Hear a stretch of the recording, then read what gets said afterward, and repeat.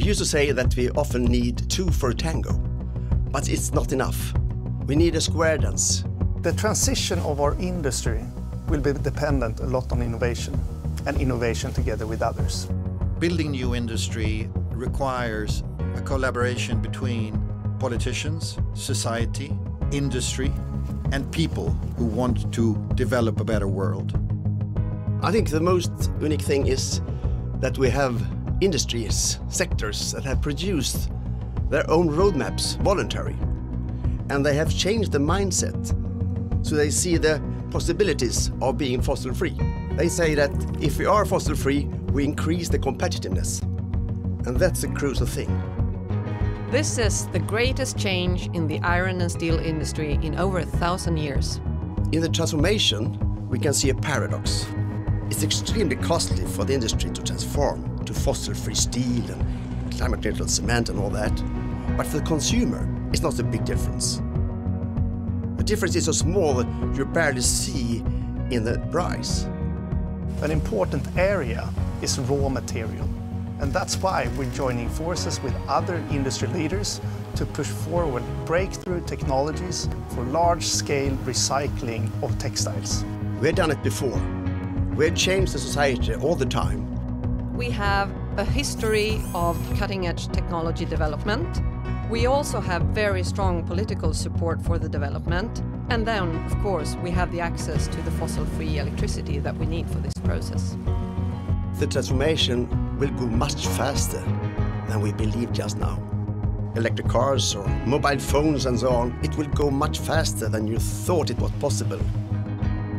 5 years from now, we will be ready to implement in large industrial scale a unique technology that will reduce CO2 emissions to almost zero. So I think we have great opportunities.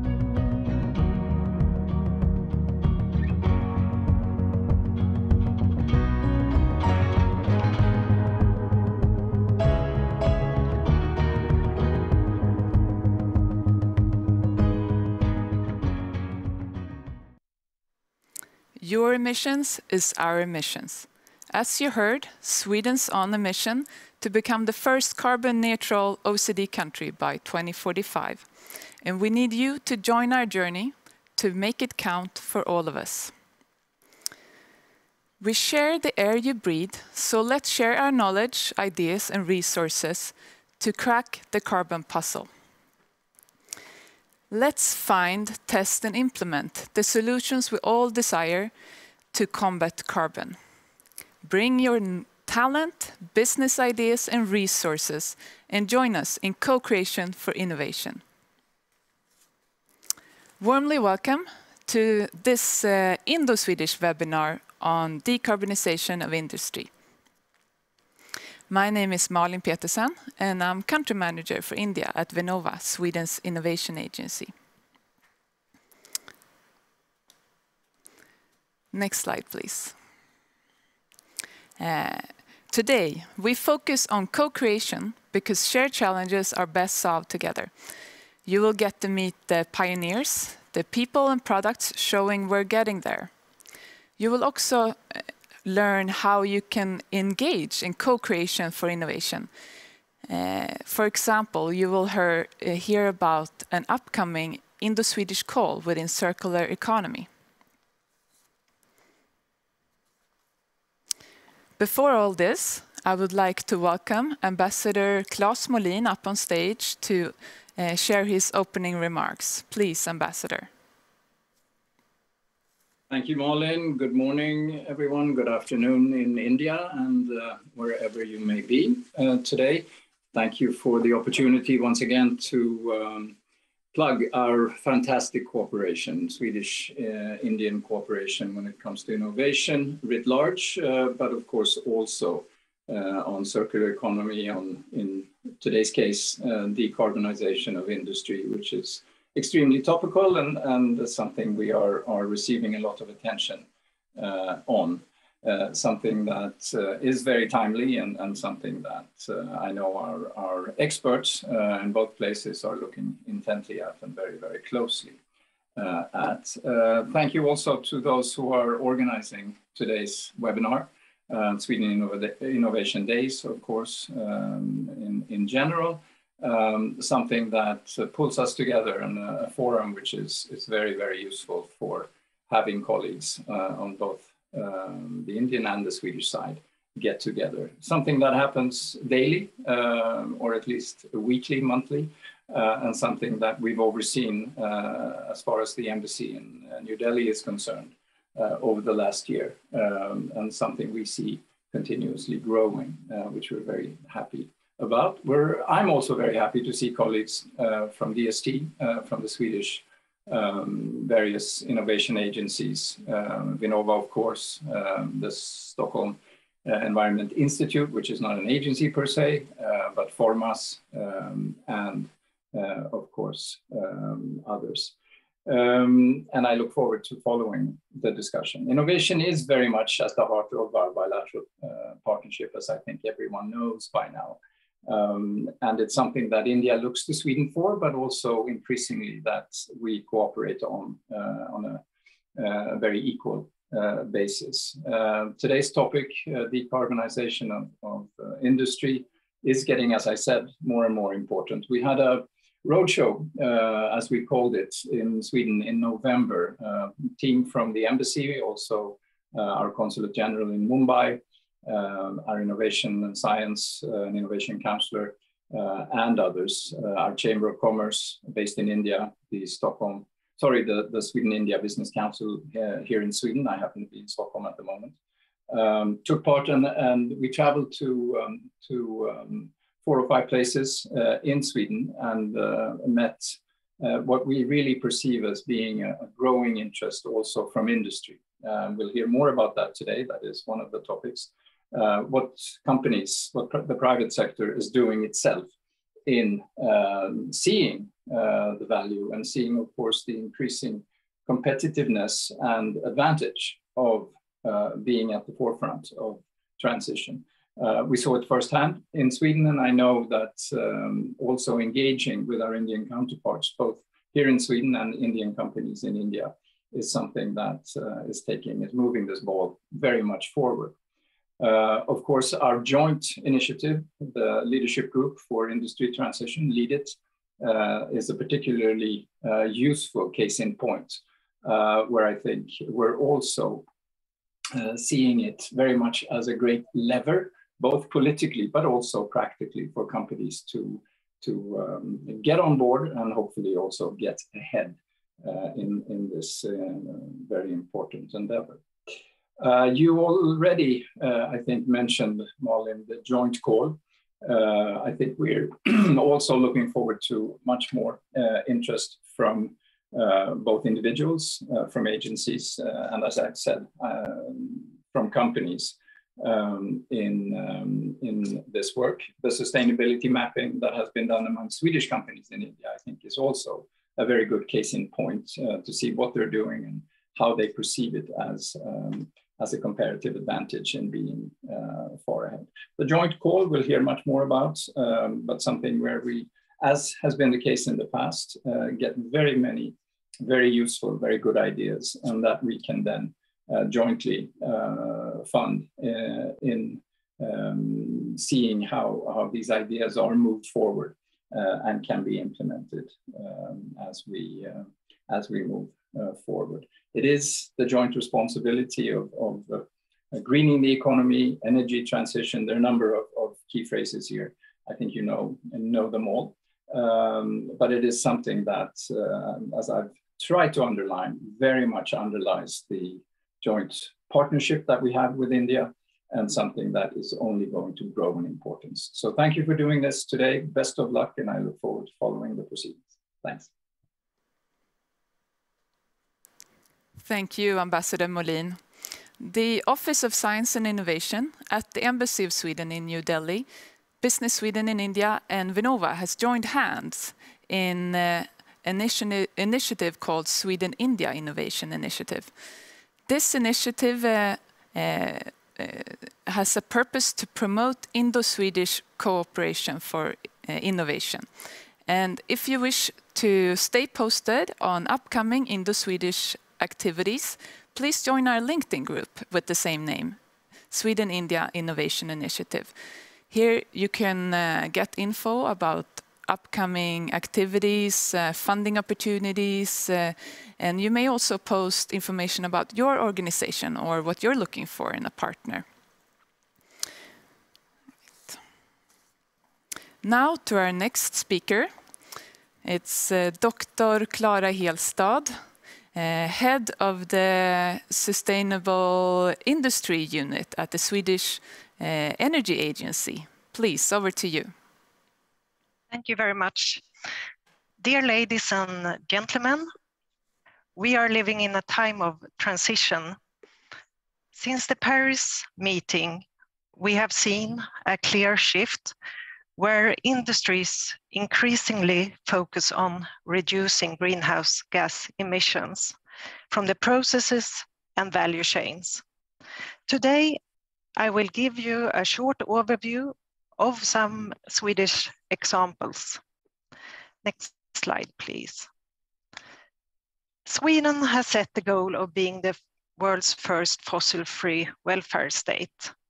Until 2045, the goal is to have no net emissions of greenhouse gases. Today, we have almost fossil-free electricity and heat production. Next slide, please. Swedish industries accounts for 1/3 of the Swedish fossil greenhouse gas emissions. The highest number come from the steel industry, mineral and chemical industry, and refineries.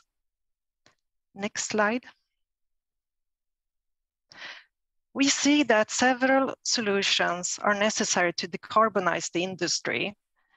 Different combinations of technologies need to be developed and implemented, such as biomass and bioenergy, electrification, hydrogen, and carbon capture and storage, including bioenergy with carbon capture and storage, BECCS. At the same time, market demand, policies, and regulations need to evolve. Next slide. One important reform to support the transition is the Industrial Leap program. The program supports huge and complex technology leaps to radically reduce process emissions and BECCS. The idea is that the state share part of the risk. Funding can be given to all types of research and innovation projects and investments. I will now highlight 3 examples from the steel industry where hydrogen will play an important role. Next slide. First, I would like to mention the hybrid initiative towards fossil-free iron and steel. It's a joint initiative between the SSAB, LKAB, and Vattenfall. The aim is to replace coke and coal, traditionally needed for ore-based steelmaking, with fossil-free energy and hydrogen. Hybrid have recently built a pilot hydrogen storage, and preparation is now ongoing for the demonstration plant. The first products have been demonstrated last year together with the Volvo Group. Next slide. Another example from the steel industry is the H2 Green Steel company. It's a new company that plans to start production in 2024.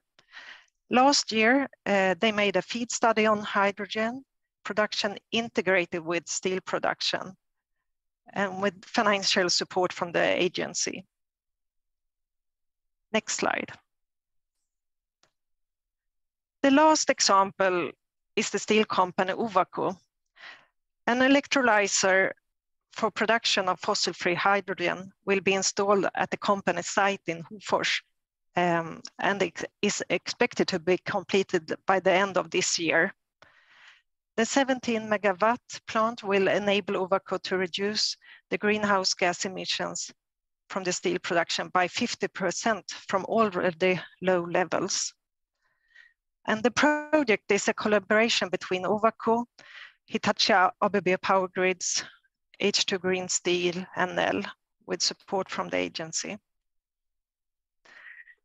Next slide. Finally, I would like to highlight a few conclusions. We see that the positive development the latest years is funded on consensus on goals, joint action and collaboration.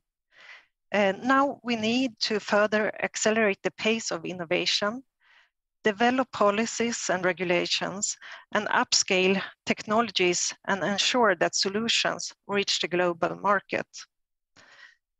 Next slide.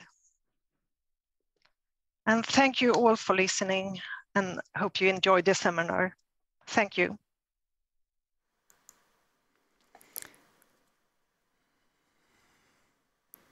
Thank you, Dr. Stodd. International collaboration in research and innovation is indeed important for the decarbonization of industry. The transition is happening, and it's happening now. Once impossible, solutions are coming good and going big. Tech innovations are making everyday life safer, easier, and more climate friendly. Unlikely national and international partnerships are breaking new ground and driving progress. Exciting projects are all around us. Here on the next slide, we see the pioneers, the people and products showing we're getting there. Let me introduce Mr. Magnus Andersson, Country Business Development, Innovation and Transformation Manager at Ikea India. Mr. Peter Wallin, Program Director at the Strategic Innovation Program, Process Industrial IT and Automation, as well as Dr. Gökse Mette, Head of Secretariat of the Leadership Group for Industry Transition. Warmly welcome, everyone. First, I turn to Dr. Mette. Could you please share some information about your organization and your role, please? Thanks a lot, Malin. And it's a great pleasure to join this session today. So I represent the Leadership Group for Industry Transition. We call it LEAD IT in short, which was launched by Sweden and India jointly at the UN Climate Action Summit in 2019. Now, this initiative led by India and Sweden brings together 16 countries around the globe and 19 companies from heavy industry sectors.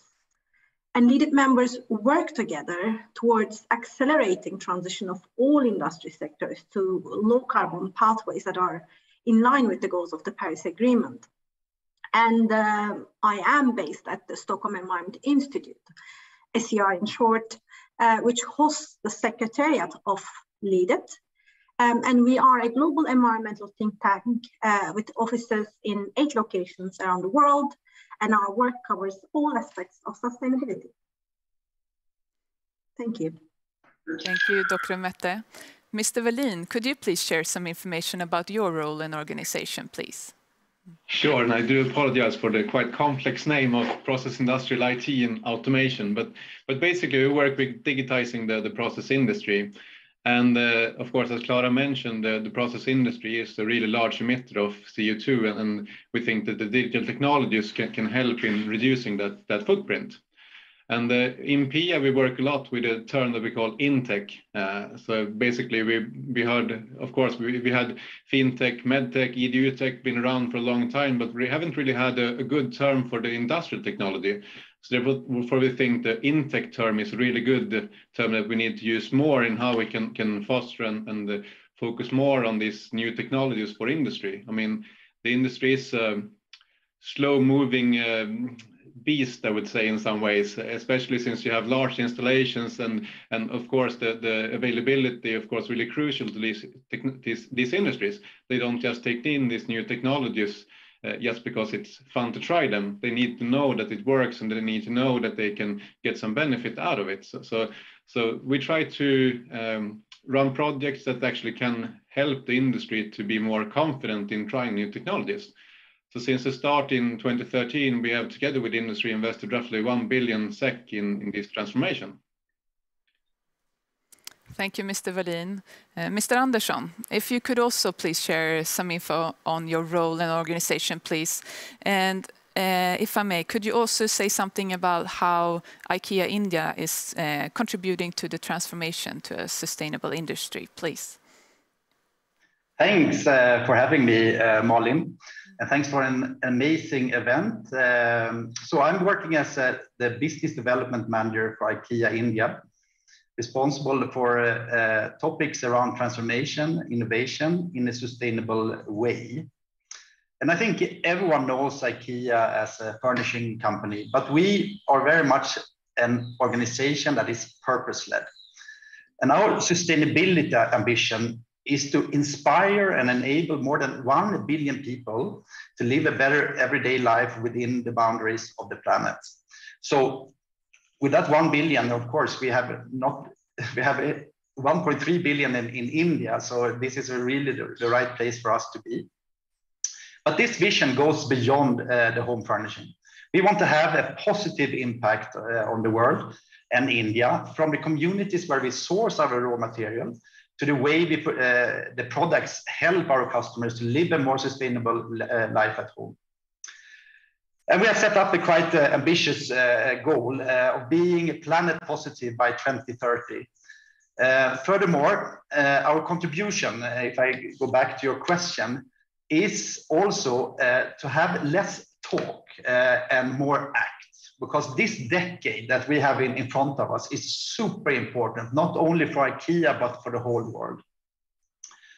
And I think it's very important to contribute things is to be transparent.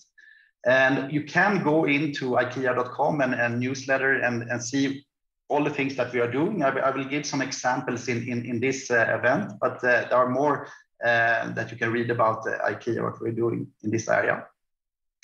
And we are a business, and Peter mentioned that we don't do things because it's only fun and innovate. I think that when it comes to being either purpose-led or being profitable, I don't think you have to choose, actually. I think that purpose and profit goes hand in hand.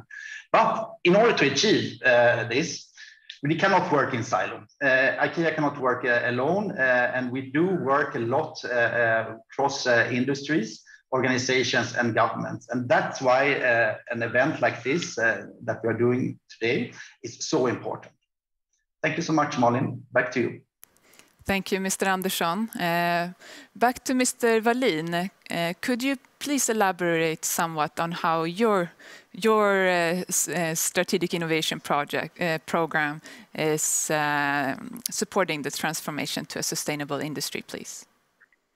Sure. So, and I totally agree with Magnus that I think the purpose and the need and the profit goes hand in hand, especially for the process industry. I mean, since the sustainability is such an important issue right now, and of course they see that they can make more money by transforming into this is more sustainable solutions. And I think as Clara pointed out, the hybrid project is a really good example of that. And in the way that we can support that type of project is that, for example, it's not just about selling steel anymore. It's also about how we can circulate that steel. So, for example, if SSAB is producing this hybrid steel, of course, they would like to take it back later on and know that this is the hybrid produced steel, not just to mix it with some what do you call it, the ugly steel or ugly produced steels, or steel produced with a large CO2 footprint. And so we've been for a couple of years now running a project together with SSAB and Sandvik and some other partners called Smart Steel. So that's basically how we can track and trace the steel through the production process, but also when it comes into to using the products, and also then recycling the steel to still know the actual characteristics of the steel when you take it back to circulate. I mean, since steel can actually be circulated as many times as you need. It doesn't degrade or anything. You can just melt it again and you will get the same properties. So it's a fantastic product in that sense. And if we can make it this circular product, I think we are in a good way to reaching this goal of non-CO2 steel production. So That's one example. And if I take another example, I think that almost all our projects is about how you can make the industry more efficient, either with some kind of AI technology. We have had a couple of lot of projects with machine learning, how you can optimize your processes. And of course, that's also how we can reduce the CO2 footprint or do much more for less. So I think it's two ways. One is the more incremental part that I just mentioned with the machine learning, how we can more effectively do our business. But the other part is more how can we make this more service oriented and have more this other view of the business. We might not just sell the product, we might actually sell the service instead. And then it's much easier to do this circular economy. And I am sure that Ikea and others are also doing this with the rental agreements and everything. So I think it's all around the industry and all types of businesses right now, how you should create these business models and how you can transform. Thank you, Mr. Wallin. Dr. Mette, how does LEADIT support the transformation to a sustainable industry? And if you could also share some info on how you support the collaboration across sectors and borders, please. Thank you, Malin. So our work in LEADIT is divided across 3 impact pathways. So the first one is what we call Partnership for Change. Through our leadership summits, and we annually have at least one at COP, LEADIT offers a forum for policy dialogue and a platform for countries, companies, and financing institutions to share know-how, but also engage in technology development. And in 2021, last year, we've launched 4 working groups specifically looking at concrete and cement sector, the technology needs, the policy needs there, green hydrogen for industry transition, demand-side policies was also in our focus, specifically looking at green public procurement. And then we've also worked together in the group setting financing principles on industry transition. And as a result, at COP26 in Glasgow, we have adopted an ambitious summit statement building on these working group discussions where LEADIT members have committed to action as mentioned today. It is the decade of action and implementation, and we've adopted financing principles. The second impact pathway we have is evidence for action. So we at LEADIT Secretariat developed demand-driven tools and trackers were mentioned also today, and we conduct analysis to support governments in the private sector. An example of this is the Green Steel Tracker, which is an online, open, accessible source at our website, industrystransition.org, which gathers all green steel investments announcements in one place. As I mentioned, we also developed tools. So we published a step-by-step guide, for instance, on setting up green public procurement targets to accelerate industry transition, in particular in cement and steel sectors, and on policy design. Now, the third one really relates to what we've been discussing today around co-creation. And that third impact pathway is industry transition roadmaps, and roadmaps were also mentioned in the video that you've shown earlier. LEADIT as a group is committed to supporting national governments and private sector actors to develop sector-specific net zero emissions roadmaps for industry transition. And to this end, as an example, LEADIT launched an interactive guide, a roadmapper, what we call it, as also available, a tool online available at our website. This roadmap guide aims to assist countries and companies to lead and develop their own roadmaps. It's interactive, it's step-by-step. But we didn't stop there. Using this tool, we have initiated discussions on industry transition roadmaps in countries, LEADIT members, together with local partners. First of such sectoral road mapping workshop took place in December virtually in India, focusing on cement sector de-carbonisation. We cooperated with the Energy Resource Institute, TERI, and GIZ India. So in these workshops, actors across an entire sectoral value chain come together. So not just cement sector, but you have the user sector, concrete sector, civil society, unions, government officials coming together. And road mapping really offers an opportunity to set out the timing and sequencing of policy and investment and innovation in such a way that reduces the risk of industries being locked in higher emissions trajectories due to the long lifespan of assets. So in 2022, this year, we'll continue to work on industry transition roadmaps. We'll continue to focus on aiding development and update of industry transition roadmaps across all leaded members. And our engagement in India will continue in the cement sector as a next step. We'll be bringing in international best practice experiences and then move on our road mapping workshops from cement sector to steel sector. So these were some of the examples. Thank you, Malin. Great, thank you, Dr. Mette. Mr. Wallin, back to you. How do you promote the collaboration across sectors and borders? Yeah, no, I'm muted. But I think it's a good question, and I think that I mean, if you start with the cross sector, I think it can partly divide it into the two. I think that the cross sectors. I think when we started the program in 2013, there was a lot of control loops for an individual machine, like optimizing one individual in a factory. But now we can see that we're more moving into the system perspective in how we can optimize the whole value chain.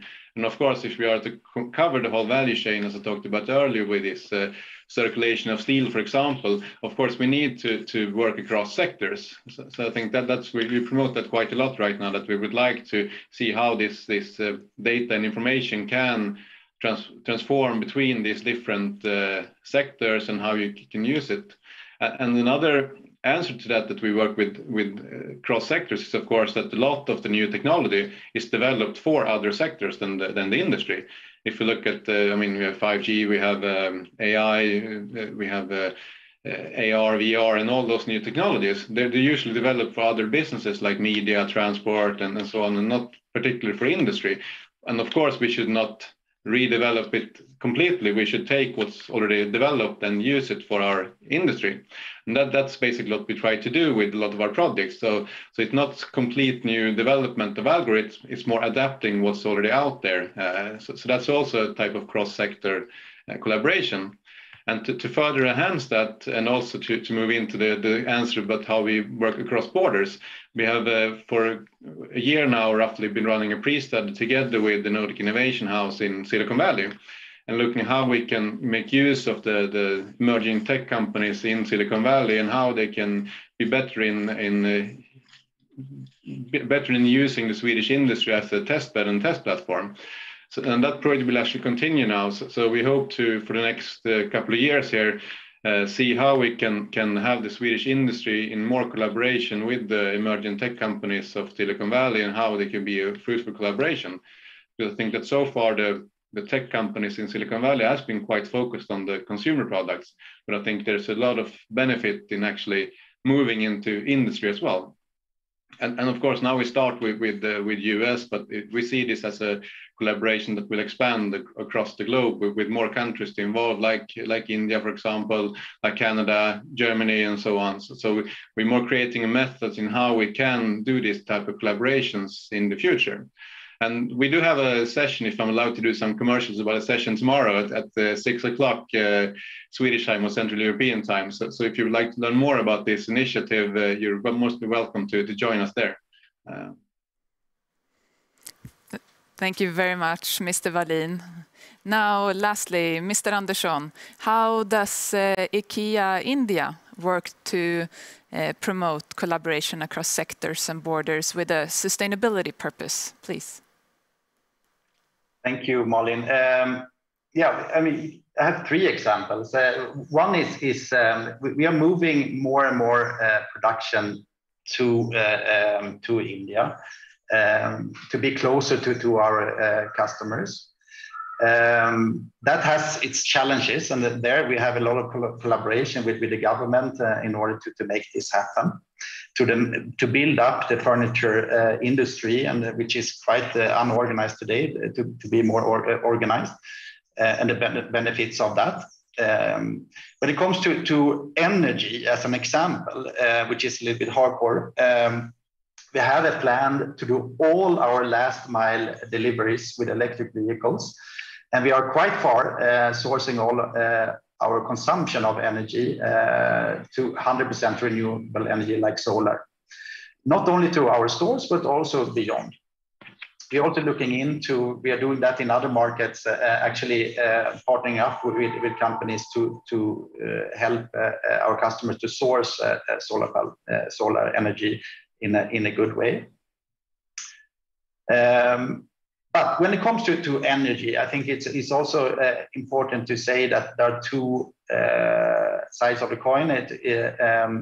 One is, of course, how do you source? The second one is, how much are you using? And here we had a very good collaboration with Team Sweden a couple of years back, and the Swedish Energy Agency, where we collaborated into startups in India and in Sweden to look into solutions which could lower our energy and actually water consumption, both in the stores and beyond. So that was a little bit about sourcing from a global perspective. We talked about energy, but our DNA in Ikea is, of course, the range and the products. So I would like to end with a beautiful example which combines social entrepreneurship, inclusion, innovation, and new business models. So in general, we are looking into new raw material to produce our range, everything from agricultural waste to recycled material. And I would like to call out one innovation that we did in Spain a couple of years back, which we are now looking into if we can move that into India as well. And you can see it actually up in I think it's this corner.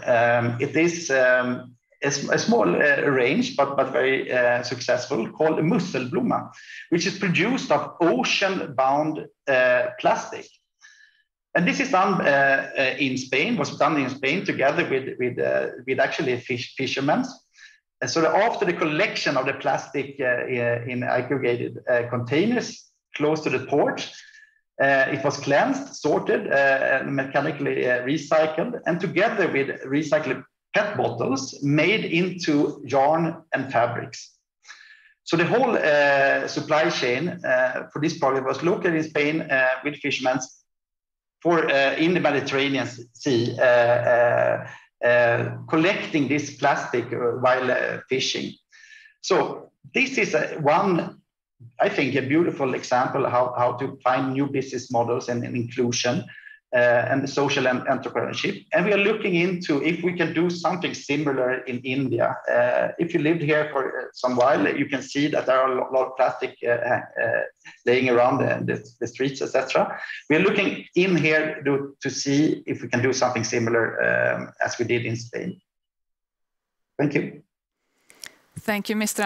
Andersson, and thank you all for sharing. With that, I'd like the slides back up, and we move on to our next section. This is the section where we share opportunities for you to engage in co-creation for innovation. And first out, you will learn about an upcoming Indo-Swedish call on circular economy. And I have my Indian colleague, Dr. Shadram Sivaji, Director at the Department of Science and Technology, Government of India, with me, as well as Dr. Louise Staffas, Senior Research Officer at Formas, the Swedish Research Council for Sustainable Development. First, please, Dr. Sivaji, I hand over to you.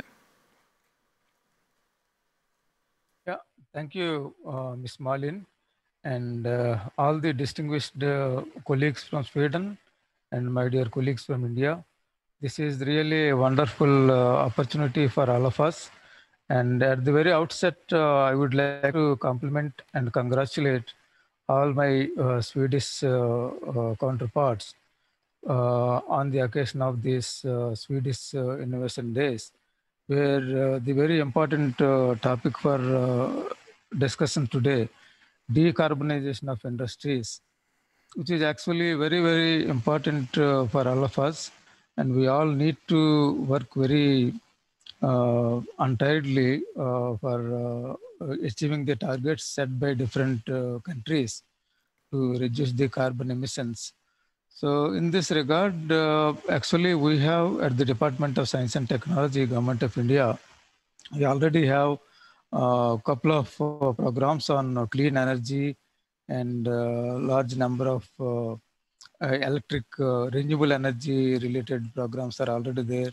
And as far as Indo-Swedish cooperation in science and technology is concerned, we have already launched the last 2 calls on something called smart cities and clean technologies and IoT and artificial intelligence, some kind of things. And we have been receiving very overwhelming response from both the academic and industrial partners from both the countries. And now we are going to launch a very thematic call on waste to wealth under the banner of circular economy, digital health. As my previous speakers from Ikea have largely spoken on industrial ecosystems pertaining to the decarbonization of the carbon related gases. And I think there are plenty of opportunities in the coming call where we all individually can participate as well as institutionalize the participants also. Because this decarbonization is a very broad theme where we need to have a dedicated dialogue among the disciplines and across the institutions and across the borders also. Because it's not a single theme or single institute or single individual institution can tackle this kind of effort to decarbonization of the industries, where we all need to work together to address the issues that are actually causing a lot of damage to our habitat and all the ecosystems and habitat activities in the world globally as well as locally also. Therefore, I request all the participants who are actually listening to this important topic to kindly have a look at our upcoming calls on Indo-Sweden call on circular economy. Will be very soon announcing in both the websites of Vinnova as well as DST, and all the Swedish participating ministries also are very actively coming forward to support such efforts on waste to wealth and digital health. Looking forward to see you all very actively participating in this endeavor of both India and Sweden. Thank you so much for again giving me this opportunity. Thanks. Thank you very much, Dr. Sivaji. We could please get the slides up again. Right, so recycling often takes a lot less energy than making new materials from scratch. Today, we can recover cotton from worn-out clothes at scale, make boats out of recycled plastics, and pave roads with recovered asphalt. And we can create new batteries from old. Work with us and let's develop our taste for waste together. The resources of the future might surprise you. On the Indian side, Prime Minister Modi has launched the mission Waste to Wealth, also mentioned by Dr. Sivaji. And similarly, Sweden has identified circular and bio-based economy as one of the keys to a sustainable society, and has launched various national initiatives. And with this joint call on the circular economy, we also wish to promote Indo-Swedish cooperation within the field. And waste to wealth is one of the various sub-teams in this call on circular economy. Now I turn to Dr. Staffas, who will share some more information about the call and all of the sub-teams. Please, Dr. Staffas, over to you. Thank you very much, Malin, and thank you, Dr. Sivaji, also for introducing the general frame of the circular economy.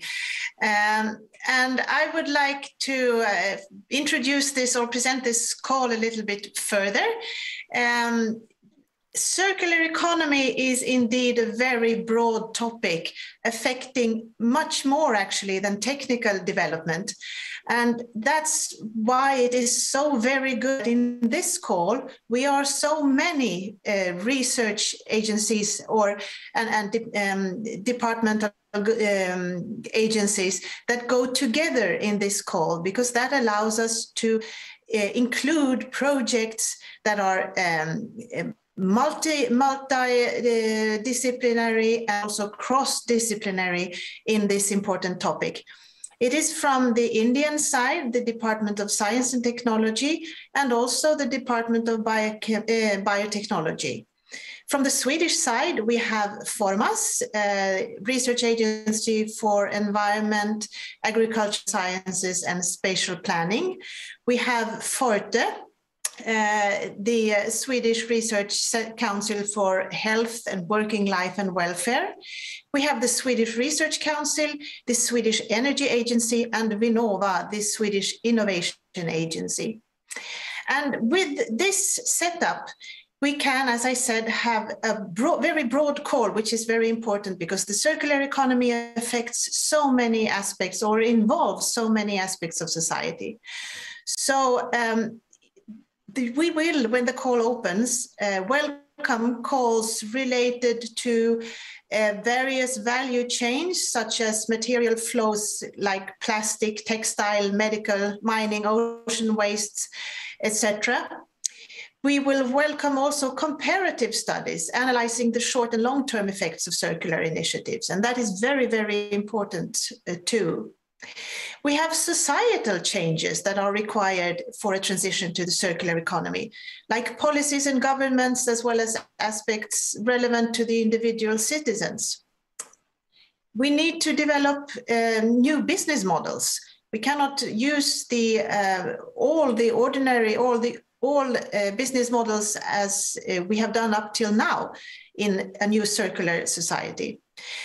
The circular economy or the transition will also affect and have impact on welfare, including work life and health, and that is a very important aspect as well. And we will be able also to welcome calls focusing on circular economy and the citizens, like behavior changes, nudging, cultural and social values that are all very important to understand in order to implement circular solutions. So I really look forward to this, and we hope to open soon. Please stay tuned on our respective websites, both on the Swedish and the Indian sides, of course, and we will give you more information as soon as possible. Thank you. Thank you, Dr. Staffas. To facilitate for Swedish and Indian actors to find each other, to make joint projects within circular economy, we are organizing matchmaking activities. Now you will meet Mr. Sassan Shaba, Director of International Cooperation at Ignite Sweden, Swedish Incubators and Science Parks, to tell us more about this. Please, Mr. Shaba. Thank you so much, Malin. Thank you for inviting me to this session, and hello everybody that are listening. Warmly welcome to Sweden Innovation Days. So we're gonna have Indo-Swedish matchmaking within circular economy regarding these calls. And just if I can take the next slide. Hopefully very soon. Thank you so much. So Ignite Sweden where our organization, where I come from, and Swedish Incubation Science Box, focusing on creating commercial collaborations between corporates and startups. That's our normal take of our organization. That's our mission. And during the Sweden Innovation Days, we actually have a quite big matchmaking, 80 corporates involved and 250 startups involved from 10 countries, India included, and of course, Sweden. With that said, we are now focusing on doing another type of matchmaking between researchers and SMEs. This is what this matchmaking will be about. And it will be focused on circular economy and health.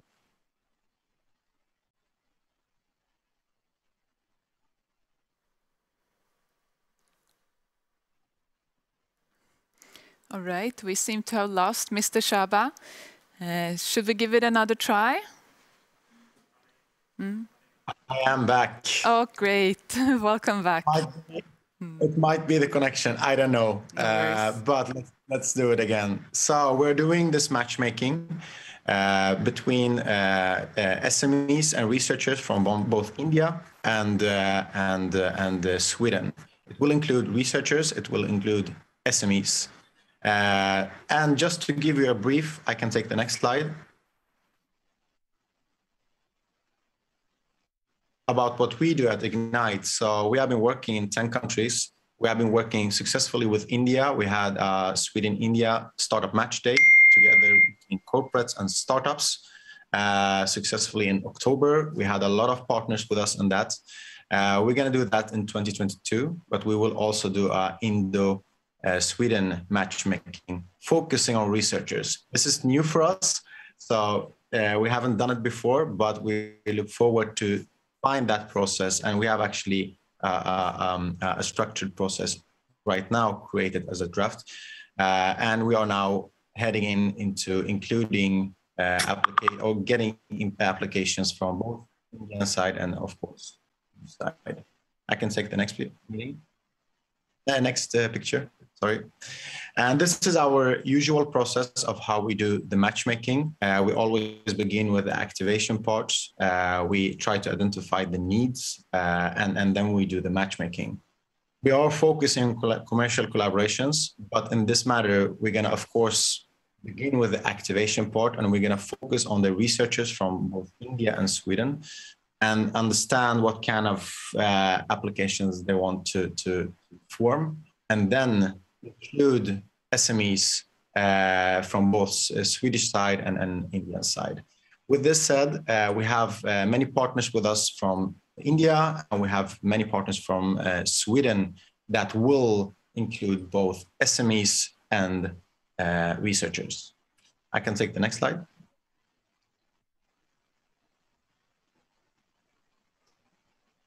Perfect. So the matchmaking of Indo-Sweden, this is of course, it could be changed depending on the call that will open from my colleagues here. But 29th of March and 6th of April, we are counting on planning to have the matchmaking, but we have already begun to take interest or interest of applications in the first step from researchers and SMEs. And I will give you my contacts, of course, so I can provide you with the links so you can apply and do your interest. And we will also in September this year having a Sweden-India Startup Match Day that will focus on corporate startup commercial collaborations. And we hope, of course, to have as successful matchmaking as we had in October last year. With that said, next slide, please. With that said, this is my contacts. All researchers and all SMEs, both in India and Sweden, are welcome to contact me, and I will provide you with both forms, and we will give you a next step where we'll have an information meeting with you to give you the next step of how to do the application, all the criteria. And of course, I can provide you with the information for the Sweden-India Startup Match Day in September also, of course.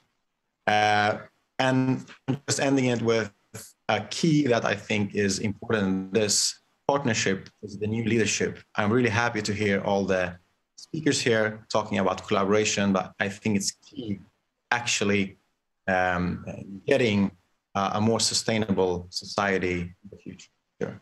Thank you very much. Thank you, Mr. Shaba. You're doing really doing an impressive job with your matchmaking. Now to our last speaker, Mr. Asim Kumar, officiating Executive Director and Head Asia Pacific Resource Center. Please, over to you, Mr. Kumar. Big namaste from India to everybody, privileged to be here. And I would straight away get into my presentation. So if I could request for the first slide, please. The next. Now, yeah. So now when we say that sustainability is the only way forward, then we have to, get into co-creation, and creation itself is action. So we are talking about action. Next slide, please.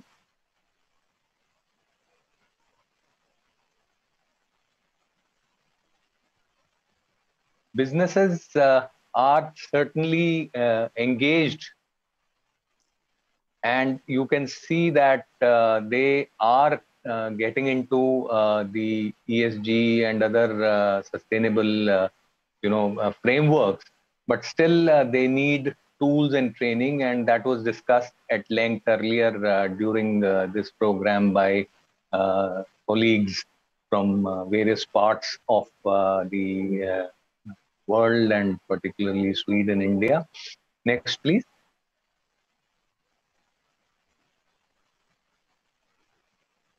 So let me share that I am representing here the United Nations Global Compact, New York, UNGC, which is the world's largest corporate sustainability initiative.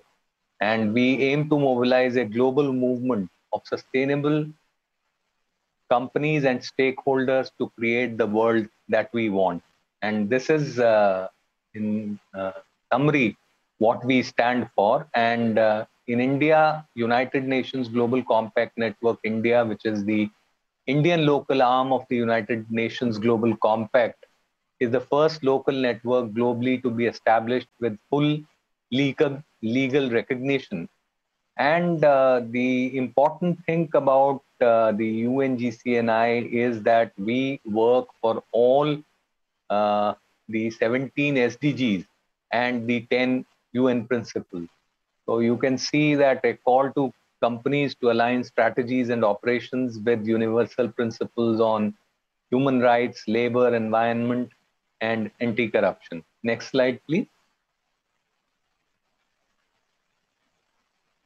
So this is what we have to offer today in terms of our action planning, that we have already launched a co-creation program. It is called the Global HR Best Innovative and Sustainable Practices Championship. And as you can see, the all the 17 goals are there. And the most important goal is the goal number 17, which is partnership for goals. And the fact remains that this program, the theme is aligning business goals with SDGs. Next slide, please. So I will not get into the text, the entire text, but the fact is that now is the time for business and particularly HR leaders to shape and infuse innovation and sustainability into the DNA of organizations, with the SDGs acting as the true North Star. Next, please. As you can see here, we are aiming to bring to a global platform HR's role in fostering innovation and sustainability and what all is possible. You know, very simple examples, particularly on decarbonization, is if we have a paperless office, strive to go for digital, promote usage of public shared transport, segregate waste, recycling, reduce business travel, use video and teleconferencing, and also focus on physical and mental health and hygiene. Because there are, we are all human beings, and in our scheme of things, people, planet, and profits, they can coexist. They have to coexist if we have to remain sustainable. Next, please.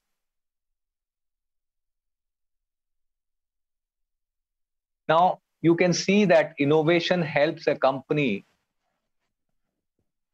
by improving the customer loyalty, employee relations, operational efficiency, risk management, sales and marketing, supplier relations, and stakeholder engagement, media coverages. And all these drive greater profitability, higher corporate valuation, and lower cost of capital.